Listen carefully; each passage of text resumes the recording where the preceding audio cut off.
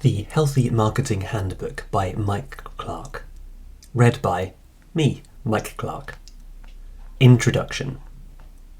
There are 3 things that could be causing your son's illness, the consultant explained to my wife and I as we both sat nervously on the edge of the hospital bed, our hands resting lightly on our son's legs that were hidden underneath the blanket. It could be a virus. That's manageable, I thought to myself instantly. It could be juvenile arthritis. Sounds nasty, but okay, we'll take that, I quickly determined in my head. Or it could be leukemia.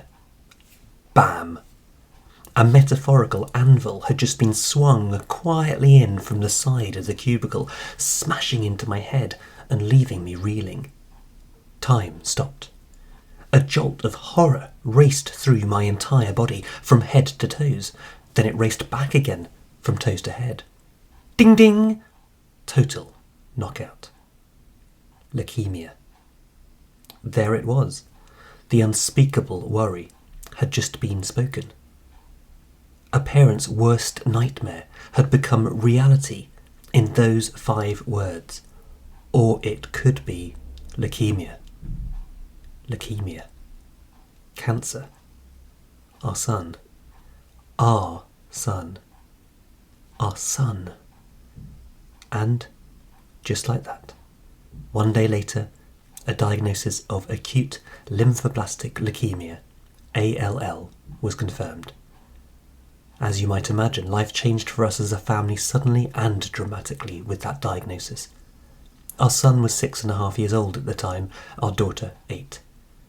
The treatment required for boys with ALL was 3.5 years of chemotherapy. The first phase would be aggressive treatment to completely eradicate the cancer from the body. The following phase, known as maintenance, would be gentler, in theory anyway, and focused on ensuring the cancer did not come back. For the next 3.5 years, normal life was put on pause. Colours seemed dimmer, while everyday sounds seemed somehow muffled and more distant. The noise and laughter that had previously filled our home was replaced by long, unsettling periods of stillness and quiet, followed by sounds of retching and us rushing to our son's side to clear up the mess and to hug him. Our sobs for our son were often unheard, somehow held inside us while we hugged him and told him we were there for him. Normal life was quickly nothing more than just a memory. Seeing other people out and about, enjoying holidays, exercise, family days out, was a weird experience, like looking at an alternative world or a faint memory of a long-forgotten past.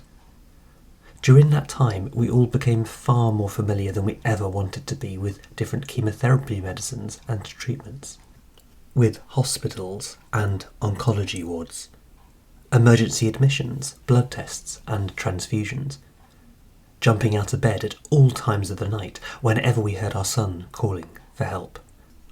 We all became experts in platelets, neutrophils, white and red blood cells, knowing which numbers were good and which were bad. My wife and I both spent countless nights trying to sleep on the fold-up spare bed in the hospital room. We were always in an individual hospital room because the chemotherapy lowered our son's immune system and made him much more vulnerable to any bugs and infections. Fortunately, our son's treatment was successful. At the time of writing this book, he has been cancer-free for 3 years. In many ways, it seems like another life. In others, it seems like only yesterday. Looking back on that painful, confusing, traumatic and exhausting time, we are so very grateful to all the people who were involved in his care and those who supported us as individuals and as a family, emotionally, mentally, physically and spiritually. Family, friends, friends of friends, friends of friends' friends, NHS staff, our lovely church family in Bristol, highgrove.church if you want to check them out. And even though time helps to make even the most painful memories fade somewhat, our family still has the mental scars. They will always be with us, and they will always influence and affect how we see everyday life. What kind of business book is this anyway? At this point, you may well be wondering why on earth I started a business marketing book with such a personal, and still painful to describe, story about our son's childhood cancer diagnosis and treatment. As a marketer, shouldn't I have begun by proclaiming my inarguable marketing genius? By telling a rags to riches story that cleverly highlighted my undoubted brilliance in an unassuming, incredibly humble, oh gee shucks way? Or couldn't I have started by jumping in with all my metaphorical marketing guns blazing, written bullets quickly chewing up and eliminating the unhealthy mess that is much of modern marketing? Why didn't I fire a bunker-busting, downloadable PDF called The 10 Things You Must Know Before Hiring a Marketer towards you to polish my credentials as somebody who knows exactly how the marketing guru game is played? I'm sure I could have done any of those, but unlike the authors of many marketing and copywriting books nowadays, I like to base myself firmly in reality. Please take it from me, I am most certainly not some marketing genius who has nobly descended from on high, given as a gift to the world to demonstrate my business profit-making superiority over mere marketing mortals. Reality check. If I even tried to do that, my wife and kids would happily, and quite rightly, bring me back down to earth with a profound and well-deserved bump. I do, however, have some knowledge that you might not have. Some experiences you won't have had. And I believe I may be able to help improve the health of your marketing. I'm going to make you a deal you can't refuse. So here's the deal. As you read this book, please read it in the manner it has been written. Think of it as a conversation with a friend, maybe over a drink, say a nicely chilled glass of white wine, about a different way of thinking. As you read, please know that there is no pressure, no hard selling, and definitely no attempt to convince you why I am right and you are wrong. Please do not think of it as a lecture or proclamation by some self-appointed marketing guru who alone has all the solutions to any and all marketing problems. How arrogant would I have to be to believe that? That's not my way. That has never been my way. It will never be my way. If you're looking for that kind of thing, a simple online search for terms like marketing expert, marketing guru, or best copywriter will give you plenty of results to start working your way through. That approach does come with a significant health warning though. Unfortunately, there will always be plenty of unscrupulous people more than happy to extract money from your wallet without giving you anything of value in return. Having said that, I am trying to sell something to you through this book. A monthly £5,000 coaching program.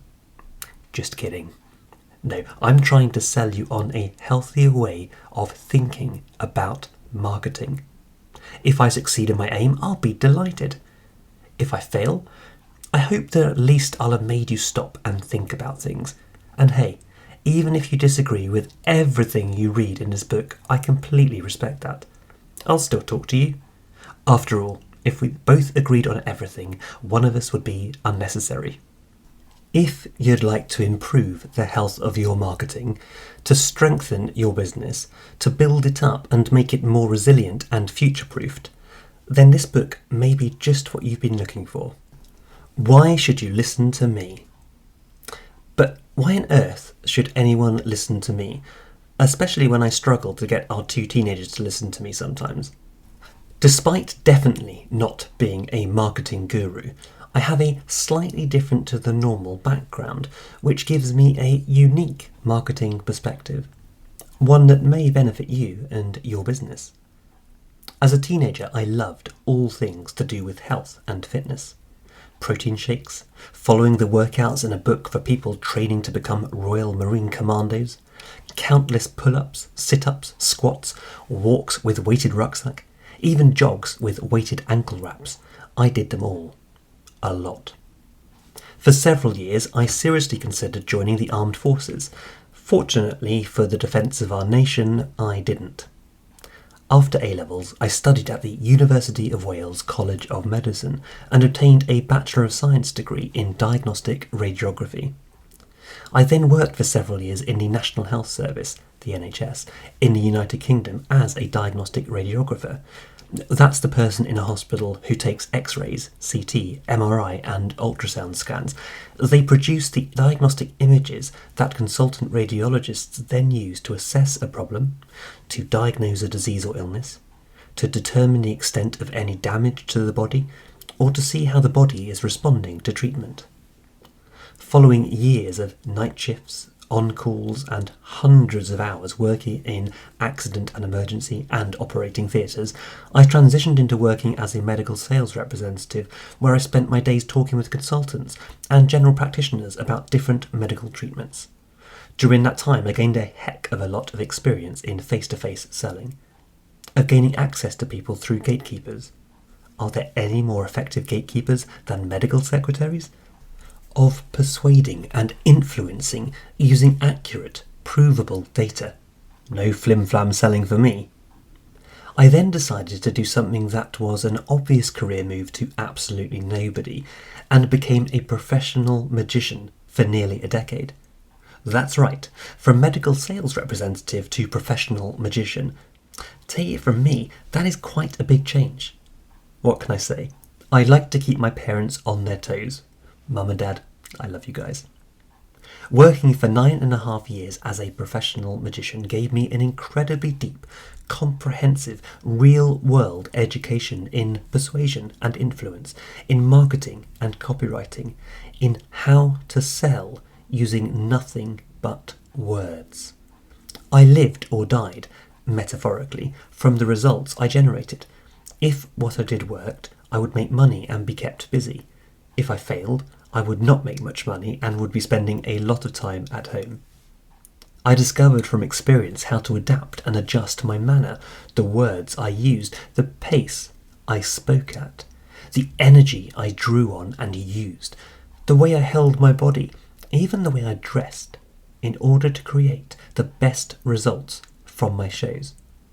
I tested, measured and adjusted different approaches to marketing myself, seeing what worked and what didn't. During those 9.5 years, I spent thousands of hours entertaining many tens of thousands of people. I mastered the art of misdirection during my performances, directing people to look in one direction while the real work went on elsewhere. I also invested thousands of hours and many thousands of pounds educating myself about marketing, persuasion, the psychology of change, copywriting, influence, and selling. I flew to the US twice for specialist training, once with the world leader in infotainment and selling from the platform. For more than 20 years, I have been a serious student of marketing and direct response copywriting. That's a fancy way of describing commercial writing that actually delivers measurable results. An invitation. Everything described and discussed in this book has been used by me personally to generate money for my businesses and the people who have hired me.